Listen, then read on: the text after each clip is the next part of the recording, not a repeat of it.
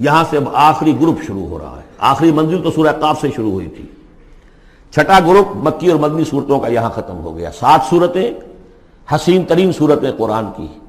وہ پہلی 7 صورتیں تھیں: سورہ قاف، سورہ ذاریات، سورہ طور، سورہ نجم، سورہ قمر، سورہ رحمان، عروس القرآن، پھر سورہ واقعہ.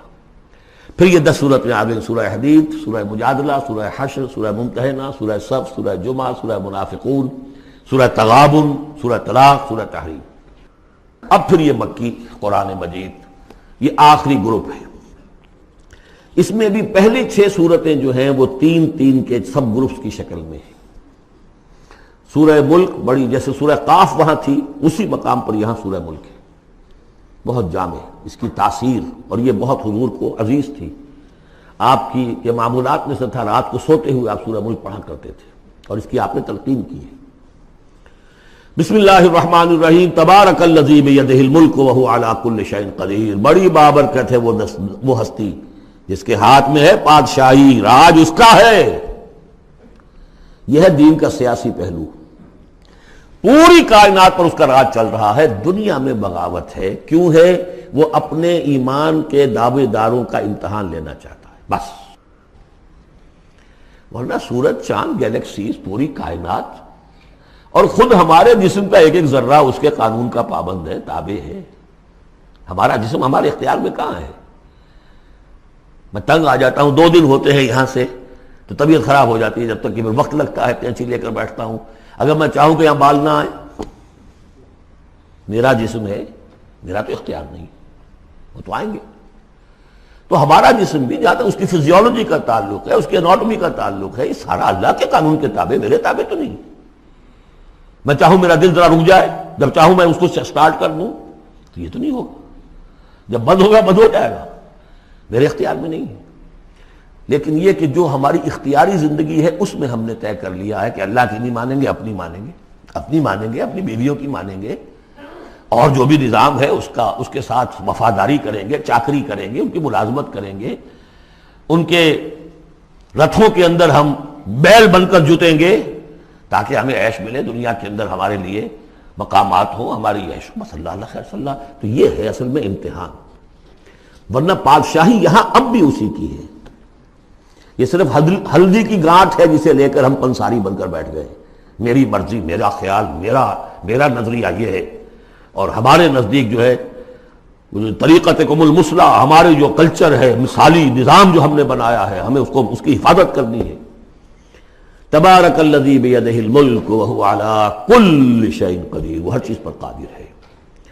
الذی خلق الموت والحیاۃ لیبلوکم ایکم احسن عملا. اب دیکھیے ہم نے حیات انسانی کا جو اب تک سمجھا ہے، جس کو کہ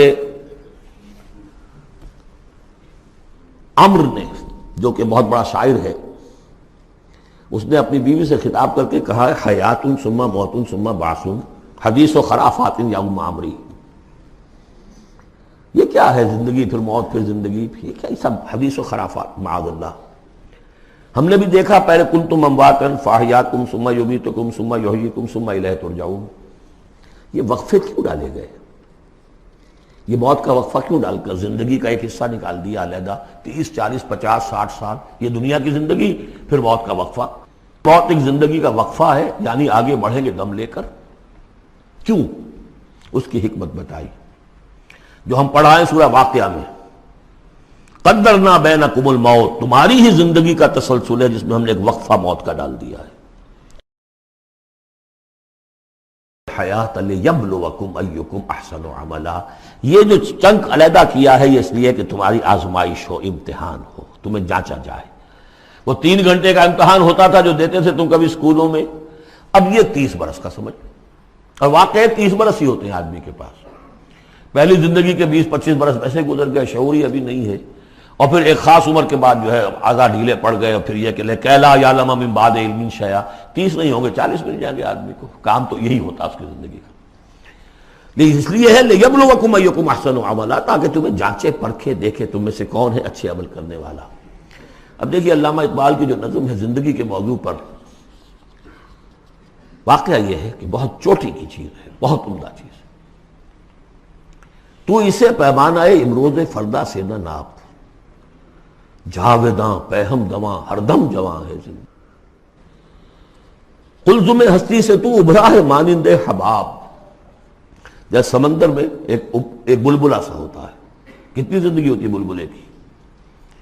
قلزم ہستی سے تو ابھرا ہے مانند حباب، اس زیاں خانے میں تیرا امتحان ہے زندگی۔ خلق الموت والحیات لیبلوکم ایکم احسن عملا، ہے کبھی جاں اور کبھی تسلیم جاں ہے زندگی۔ کبھی زندگی جان سے مترادف ہے، عبارت ہے، کبھی جان دینا اصل زندگی ہے۔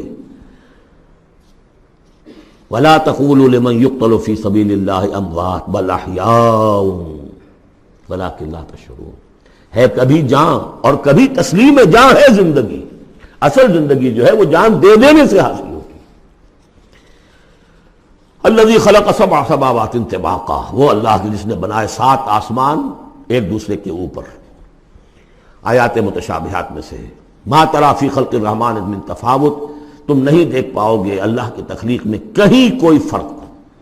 اتنا محکم نظام ہے، اتنا محکم نظام۔ کیا کسی سائنسدان نے آج تک یہ بھی کہا کہ تخلیق میں یہاں نقص ہے؟ کسی نے کہا؟ زوالوجی کی فیلڈ میں یا باٹنی کی فیلڈ میں یا کسی اور فیلڈ میں، جیولوجی کی فیلڈ میں، ایسٹرونومی کی، کسی نے کہا ہے؟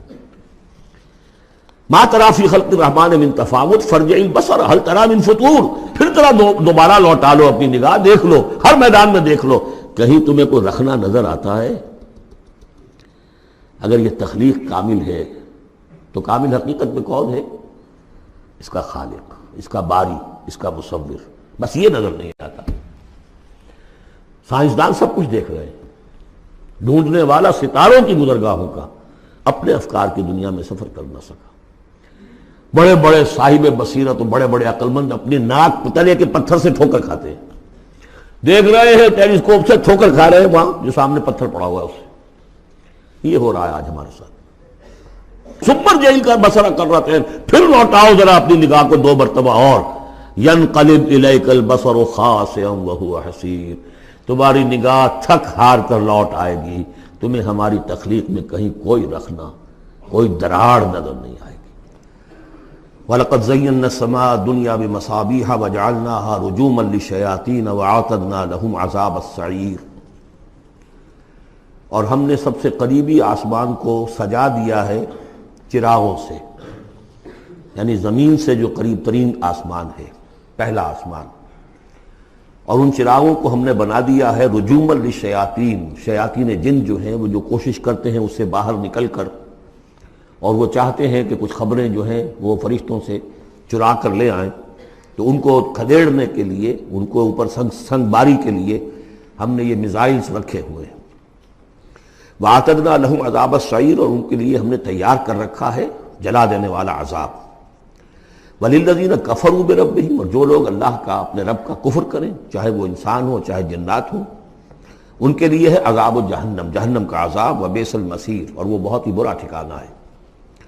اذا القوا فیہا سمعوا لہا شہیقا وہی تفور، جب وہ اس میں جھونکے جائیں گے تو سنیں گے کہ وہ دھاڑ رہی ہوگی، اچھل کود رہی ہوگی، اس کا جوش و خروش ہوگا، جو سورہ قاف میں ہم نے پڑھا تھا کہ ہم اس سے پوچھیں گے حل امتلأت وتقول حل من مزید، وہ اور چاہے گی۔ جیسے کوئی بھوکا بھیڑیا ہو یا بھوکا شیر ہو اور اس کے آگے کوئی شکار ڈالا جائے تو جس طریقے سے وہ اس پر غرا کر آئے گا، تکاد تمیز من الغیظ، قریب ہوگا کہ وہ اپنے غصے سے پھٹ جائے۔ کلما القی فیہا فوج، جب کبھی بھی اس میں ایک فوج ڈالی جائے گی، یعنی یہ کہ ایک قوم کے بعد دوسری، دوسری کے بعد تیسری، وہ تو ہو رہا ہے، وہم یوزعون، ان کے درجہ بندی کی جائے گی، قوموں کا علیحدہ علیحدہ حساب ہوگا۔ سألہم خزنتہا، تو جو جہنم کے داروغہ ہیں وہ ان سے کہیں گے الم یاتکم نذیر، کیا آپ کے پاس کوئی خبردار کرنے والے نہیں آیا؟ قالوا بلا، وہ کہیں گے آیا تھا، کیوں نہیں؟ قد جاءنا نذیر، ہمارے پاس خبردار کرنے والا آیا، فکذبنا، ہم نے انہیں جھٹلا دیا تھا۔ وقلنا ما نزل اللہ من شیء، اور ہم نے کہا کوئی شے نہیں اتاری اللہ نے، یہ تم خام خواہ کہہ رہے ہو کہ تم پر کوئی قرآن اترا ہے یا تورات اتری ہے۔ ان انتم الا فی ضلال کبیر، ہم نے اس سے بھی بڑھ کر کہا کہ تم تو خود کسی گمراہی میں ہو، کھلی گمراہی میں مبتلا ہو گئے ہو، تمہیں کوئی آسیب آ گیا ہے یا کچھ اور ہو گیا ہے۔ وقالوا لو كنا نسمع او نعقل، اور انہوں نے کہا یا وہ کہیں گے کہ اگر ہم سنتے اور سوچتے، غور کرتے، عقل سے کام لیتے، ما کنا فی اصحاب السعیر، تو ہم نہ ہوتے اس جہنم والوں میں سے۔ فاعترفوا بذنبہم، پس انہوں نے اپنے اصل گناہ کا اعتراف کر لیا۔ یہ بہت اہم مقام ہے۔ اصل گناہ کیا تھا کہ ہم نے ان کی بات سنی نہیں، سنی تو انسنی کر دی، اس پر غور نہیں کیا۔ اس لیے کہ ہم یہ آیت پڑھ چکے ہیں، ان السمع والبصر والفؤاد کل اولئک کان عنہ مسئولا۔ اللہ نے تمہیں یہ فیکلٹیز دی ہیں تو اس لیے کہ استعمال کرو۔ ہم نے بند کر کے رکھ چھوڑی ہے۔ ہماری ریت ہے، ہماری آباء و اجداد کی رسمیں ہیں، ہماری برادری کے یہ رواج ہیں، ہم اتنے عرصے سے ایک جماعت میں ہیں، اس جماعت کا یہ چلن ہے، جو بھی ہے، اس فرقے میں ہے، اس فرقے کا یہ معاملہ ہے۔ یہ ساری چیزیں جو ہے کہ نہ سوچنا، نہ غور کرنا، نہ سننا۔ فاعترفوا بذنبہم، اصل گناہ یہ ہے ان کا۔ فسحقا لاصحاب السعیر، تو اب دفع ہو جائیں یہ، دھکارے جائیں یہ لوگ کہ جو جہنمی ہیں۔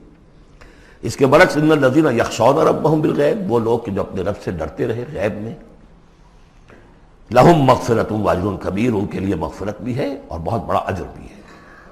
واسروا قولکم او اجہروا بہ، اور دیکھو چاہے تم اپنے قول کو چھپا کر بیان کرو یا بلند آوازی سے بیان کرو۔ انہ علیم بذات الصدور، وہ تو اس سے بھی واقف ہے جو تمہارے سینوں کے اندر مضمر ہے اور پنہاں ہے۔ الا یعلم من خلق، بڑی اہم آیت ہے یہ وہ حصے ہیں قرآن کے یہ کہ جن کو اس طریقے سے ازبر ہونا چاہیے اگر بات کرنا چاہتے ہیں، آپ دین کی وہ خدمت کرنا چاہتے ہیں۔ کیا وہی نہ جانے گا جس نے پیدا کیا؟ ایک ایسی بات ہے کہ جس کا کوئی انکار کر ہی نہیں سکتا۔ گھڑی بنانے والے کو تو معلوم ہے میں نے اس میں کیا کیا پرزے رکھے ہوئے ہیں، مجھے نہیں معلوم، میں اس کا استعمال تو کر رہا ہوں، مجھے بتا دیا یہ بٹن دبا دیں یہ آن ہو جائے گا، لیکن یہ کہ جس نے بنایا ہے کیا اس سے چھپی ہوئی کوئی چیز ہے؟ الا یعلم من خلق وهو اللطیف الخبیر، اور وہ تو بہت باریک بین ہے، ہر شے کی خبر رکھتا ہے۔ هو الذی جعل لکم الارض ذلولا، اسی نے تمہارے لیے زمین کو بنا دیا ہے پست، تابع حکم، تمہارے قدموں میں بچھی ہوئی ہے غریب، جتنا چاہتے ہو اس کو تو رونگتے ہو، پامال کرتے ہو۔ فمشوا فی مناکبہا، چلو پھرو اس کے کندھوں کے مابین، گویا کہ یہ بھی کوئی بہت بڑا ہاتھی ہو، اس کے کندھوں کے مابین اتنی جگہ ہے، چل پھر رہے ہیں۔ جیسے چیونٹی کسی ہاتھی کے کندھوں کے درمیان چل رہی ہو تو وہ تو سمجھتی ہوگی کہ فٹ بال کا میچ کھیلنے کی جگہ مجھے مل گئی ہے۔ تو یہی حال ہمارا ہے، ہم جسے بہت وسیع سمجھتے ہیں کیا وہ کچھ بھی نہیں۔ فمشوا فی مناکبہا وکلوا من رزقہ، اور اسی کے رزق میں سے کھاؤ پیو، اسی زمین میں سے تمہارا رزق بھی برآمد ہو جائے گا۔ وإلیہ النشور، یہ یاد رکھو کہ پھر اللہ ہی کی طرف اٹھ جانا ہے، جی اٹھنا ہے۔ آمنتم من فی السماء ان یخسف بکم الارض فاذا ہی تمور، کیا تمہیں کوئی خوف نہیں رہا؟ بالکل تم نچنت ہو گئے ہو اس آسمان والے سے جو آسمان میں ہے کہ وہ کہیں تمہیں زمین میں خسف نہ کر دے، دھسا نہ دے، فاذا ہی تمور، جبکہ وہ لرزے، زلزلہ آئے، شق ہو جائے اور تم چلے جاؤ۔ ام امنتم من فی السماء ان یرسل علیکم حاصبا، کیا تمہیں کوئی ڈر نہیں رہا کہ اللہ تعالیٰ جو ہے وہ آسمان والا تم پر بھیج دے کوئی ایسا جھکڑ تیز آندھی جس میں پتھر چلے آ رہے جو بلٹس کا کام کرے اور میزائلز کا کام کرے۔ فَسَتَعْلَمُونَ كَيْفَ النَّذِيرُ، پھر تمہیں معلوم ہو جائے گا کہ میرا خبردار کرنا کیسا تھا، کیا اس کا نتیجہ تھا۔ وَلَقَدْ كَذَّبَ الَّذِينَ مِن قَبْلِهِمْ، اور یقیناً جو ان سے پہلے تھے انہوں نے بھی جھٹلایا تھا۔ فَكَيْفَ كَانَ نَكِيرٌ، تو کیسا ہوا میرا ان کو پکڑنا اور میرا عذاب۔ اَوَلَمْ يَرَوْا إِلَى الطَّيْرِ فَوْقَهُمْ، کیا یہ دیکھتے نہیں پرندوں کو جو ان کے اوپر ہیں؟ صافات ویقبضن، کبھی انہوں نے اپنے پر پھیلائے ہوتے ہیں، کبھی ان کو سکیڑ لیتے ہیں۔ ما یمسکہن الا الرحمن، نہیں روکے ہوئے انہیں اس فضا کے اندر مگر رحمان۔ انہ بکل شیء بصیر، یقیناً وہ ہر چیز کو دیکھ رہا ہے۔ یعنی جو قانون طبیعی ہے جس کے تحت وہ چل رہا ہے وہ تو اللہ کا بنایا ہوا ہے۔ امن ھذا الذی ھو جند لکم ینصرکم من دون الرحمن، بھلا وہ کون ہے جو تمہارا لشکر بن جائے اور تمہاری مدد کرے رحمان کے مقابلے میں؟ ان الکافرون الا فی غرور، نہیں ہے یہ کافر مگر دھوکے میں آ گئے، بہکاوے میں آ گئے۔ امن ھذا الذی یرزقکم من امسک رزقہ، پھر بھلا کون ہے وہ جو تمہیں رزق دے سکے اگر اللہ اپنے رزق کے خزانوں کو روک لے؟ بل لجوا فی عتو ونفور، نہیں یہ لوگ اپنی شرارت میں اور نفرت میں بہت آگے بڑھ گئے۔ افمن یمشی مکبا، یہ آیت بہت اہم ہے حکمت قرآن کے اعتبار سے، فلسفے کے اعتبار سے۔ افمن یمشی مکبا علی وجہہ اہدی امن یمشی سویا علی صراط مستقیم، دو انسانوں کا تصور کرو، ایک شخص وہ ہے کہ جو اوندھے منہ پیٹ کے بل گھسٹ رہا ہے، ایک وہ جو سیدھا کھڑا ہے، سیدھے راستے پر چل رہا ہے۔ کون ہوگا زیادہ ہدایت پر؟ اس میں نقشہ کھینچ دیا گیا ہے، جو لوگ حیوانی سطح پر زندگی بسر کر رہے ہیں صرف انسٹنکٹس کی وجہ سے زندہ ہیں، پیٹ معاشی جدوجہد اسی کے لیے زندہ ہیں، گھسٹ رہے ہیں اسی میں، اس اوندھے پڑے ہوئے انسان کے مانند نہیں جنہیں آگے کا کچھ پتہ نہیں آگے کہاں جانا ہے، وہ تو ان کے انسٹنکٹس انہیں چلا رہے ہیں، بالکل اینیمل لیول کے اوپر زندگی گزار رہے ہیں، اوندھے منہ، انہیں کیا نظر آئے گا راستہ کون سا ہے، کدھر جانا ہے؟ ایک شخص کھڑا ہے سیدھا، اپنی منزل اس نے معین کر لی ہے۔ یہ بالکل وہی فلسفہ ہے جو سورہ حج میں آ چکا ہے۔ انسان حقیقت میں وہی انسان ہے جس نے اپنا کوئی آدرش، کوئی نصب العین، کوئی مقصد، کوئی آئیڈیل زندگی میں بغیر کسی نصب العین کی زندگی گزار رہا ہے۔ ہی از این اینیمل، اولئک کالانعام بل ھم اضل۔ حیوانات جو ہیں یہ چوپائے، ان کی زندگی کا کوئی مقصد نہیں ہے، وہ تو اللہ نے ہمارے کام کے لیے پیدا کر دی۔ آپ لوگ کاٹوں گوشت کھائیں اور ان کی چمڑوں سے جوتیاں بنائیں اور جی رہے وہ خالص انسٹنکٹس کے اوپر، ان کی جبلتیں ہیں، صرف جبلت کے تحت ہیں۔ انسان صرف حیوان نہیں ہے، اس میں کچھ اور ہے، اور اس کے لیے کوئی آئیڈیل۔ ضعف الطالب والمطلوب، جتنا اونچا آئیڈیل ہوگا اتنا ہی اونچا انسان جائے گا، لیکن جس کا کوئی سرے سے آئیڈیل نہیں وہ نرا حیوان ہے۔ آخر چوپائے بھی تو اسی طرح چلتے ہیں نا۔ افمن یمشی مکبا علی وجہہ اہدی امن یمشی سویا علی صراط مستقیم، سیدھا راستہ اور اس کی منزل معین ہے، مجھے ادھر جانا ہے۔ دنیا میں ہماری منزل اقامت دین، حقیقت میں زندگی کی منزل آخرت، رضا الہی کا حصول۔